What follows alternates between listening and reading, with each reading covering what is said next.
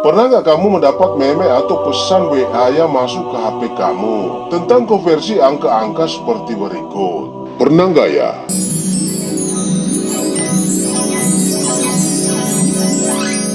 Intinya pesan ini bilang, kalau setiap huruf kita konversi A jadi 1, B jadi 2, C jadi 3, dan seterusnya sampai Z.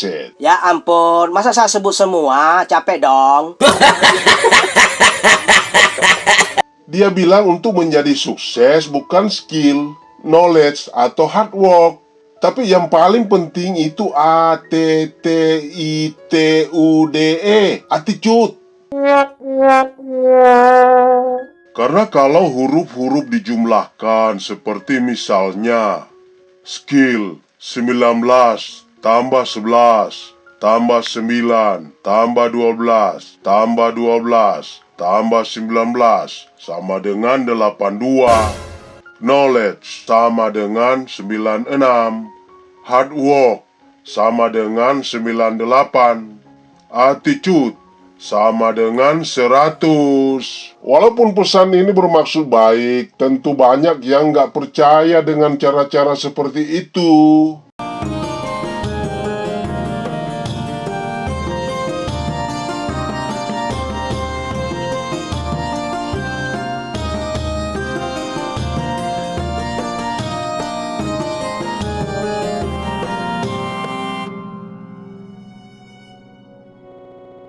Dia bilang untuk menjadi sukses bukan skill, knowledge, atau hard work.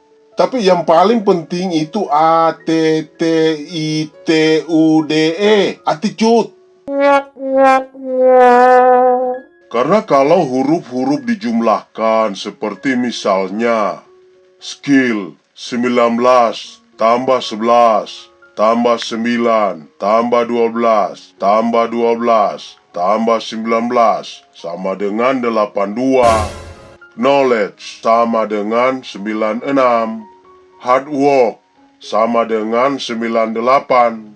Attitude sama dengan 100. Walaupun pesan ini bermaksud baik, tentu banyak yang nggak percaya dengan cara-cara seperti itu. Orang sering sebut dengan itu cocokologi. Atau di bahasa Jawa sering disebut otak-atik gatuk. Ada setuju nggak cara seperti itu? Orang yang nggak setuju dengan cara tersebut memberi contoh dengan kasus tadi. Dia bilang kalau itu untuk bahasa Indonesia. Gigi nilainya, oh iya, jangan salah mikir ya. Bukan gigi orang loh, tapi gigi kerja keras om. Gigi 7 tambah 9 tambah 7 tambah 9 tambah 8 sama dengan 40. Ilmu sama dengan 55. Lobby sama dengan 38.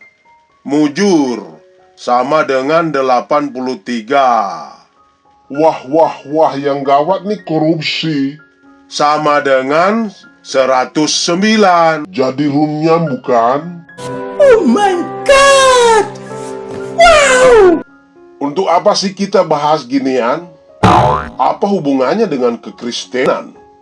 Nah gini loh mas bro, kakak, ibu, dan para handai tolan semua. Ternyata menghubungkan huruf dan angka itu sudah ada sejak dulu pada budaya Yahudi. Lah katanya Kristen, tapi kok bahas Yahudi sih?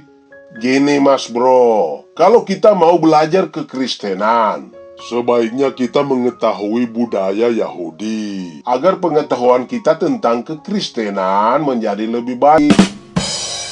Karena Alkitab ditulis memang pada budaya Yahudi. Kita balik lagi ya tentang huruf dan angka tadi. Nah di kaum Yahudi, ilmu mempelajari hubungan huruf dan angka itu namanya gematria. Wow. Contohnya gimana ya? Nah, contohnya seperti ini.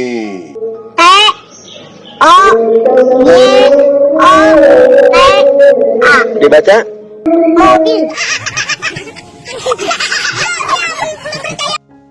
Sebelum memahami lebih lanjut tentang gematria, Kita pahami dulu nih abjad Ibrani. Kalau kita punya abjad dari A sampai Z, Ibrani juga punya dari huruf Alef sampai dengan Taf, yang berjumlah sampai dengan 22 karakter. Namun ditambah 5 huruf bentuk final atau akhiran sofit, jumlah total menjadi 27. Masing-masing karakter mempunyai nilai. Misalnya Alef sama dengan 1, Kaf 20, Res 200. Contoh gematrianya bagaimana? Di dalam perintah kelima dikatakan hormatilah ayah ibumu. Kata hormati dalam bahasa asli kaubet. Kalau kita lihat kamus nilai bobot huruf tadi dikonversi menjadi Kaf 20, Bet 2, Dalet 4. Jika di total jumlahnya bernilai 26. Kata hormati ini dikaitkan dengan cinta atau ahawa. Jika dieja satu-satu, Alef, He, Bet, He. Jika dikonversi menjadi angka 1 tambah 5 tambah 2 tambah 5 sama dengan 13. Ilmu gematria sering mengkaitkan dua hal ini, bahwa cara menghormati orang tua adalah dengan memberi cinta 2 kali lipat kepada mereka. Contoh lain adalah kata tinggal sebagai orang asing.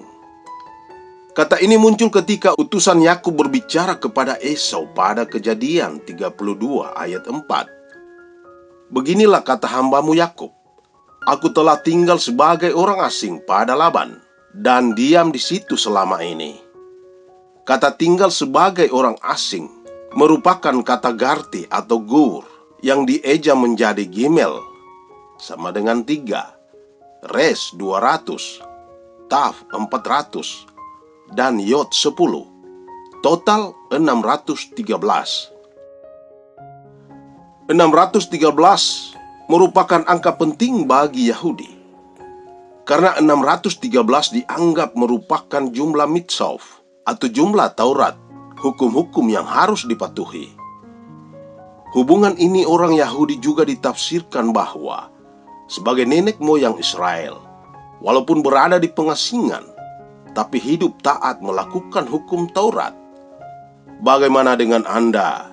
Apakah Anda mempercayai hal seperti ini? Kita tidak tahu kapan sebenarnya gematria itu mulai dipakai. Tapi yang jelas, jika ditelusuri sebenarnya, nenek moyang kita dari dulu sebenarnya menguasai ilmu hitung terlebih dulu, baru kemudian membaca. Sistem bilangan diperkirakan sudah ada sejak 7.000 sebelum Masehi. Sementara penulisan diperkirakan dimulai 3.000 sebelum Masehi. Wow.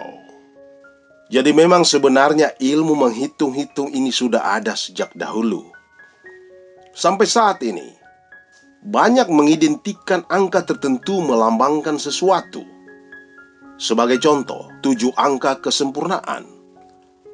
Angka 888 melambangkan Yesus.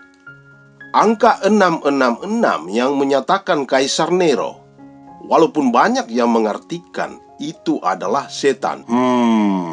Percaya enggak ya? Orang Sumeria dan Babilonia di Mesopotamia diyakini sebagai tempat lahirnya ilmu penulisan juga meyakinkan dengan sistem angka 60 yang sampai saat ini menjadi standar. Misalnya 60 menit, 60 detik, dan 360 derajat. Orang Sumeria juga punya keyakinan bahwa Allah tertinggi mereka diwakili angka 60, Dewa Bumi 50, Dewa Bulan 30, dan Dewa Matahari 20. Gematria Ibrani berkembang pesat di abad pertengahan. Ada banyak metode gematria antara lain. Pertama, Mispar Hekraki. Metode ini menetapkan nilai 1 sampai 9, 10 sampai 90, 100 sampai 400 pada ke-22 huruf Ibrani secara berurutan. Kedua, Mispar Gadol. Bukan odol-odol ya. Menghitung bentuk akhir atau sof dari huruf-huruf Ibrani sebagai kelanjutan dari urutan numerik untuk alfabet. dengan huruf akhir diberi nilai dari 500 hingga 900. Ketiga, mispar siduri atau bilangan ordinal dengan masing-masing 22 huruf diberi nilai dari 1 hingga 22 sesuai urutannya. Dan ada banyak lain contoh-contoh metode gematria lainnya. Terus gimana nih dengan sikap kita?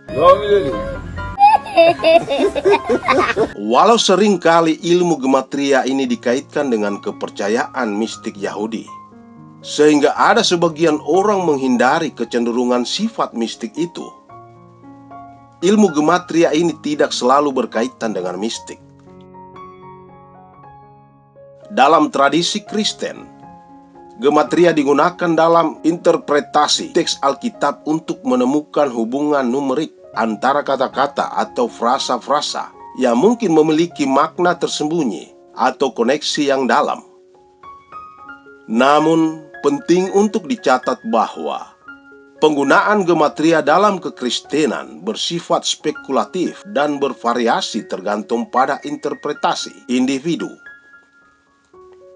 Tidak ada konsensus universal tentang makna gematria tertentu, dan interpretasi gematria harus digunakan dengan hati-hati dan dalam konteks yang tepat, mengingat bahwa penggunaannya dapat bervariasi di antara tradisi dan aliran kekristenan yang berbeda. Dalam kekristenan, penggunaan gematria bervariasi di antara aliran dan individu, dan tidak semua orang sepakat tentang interpretasi yang tepat.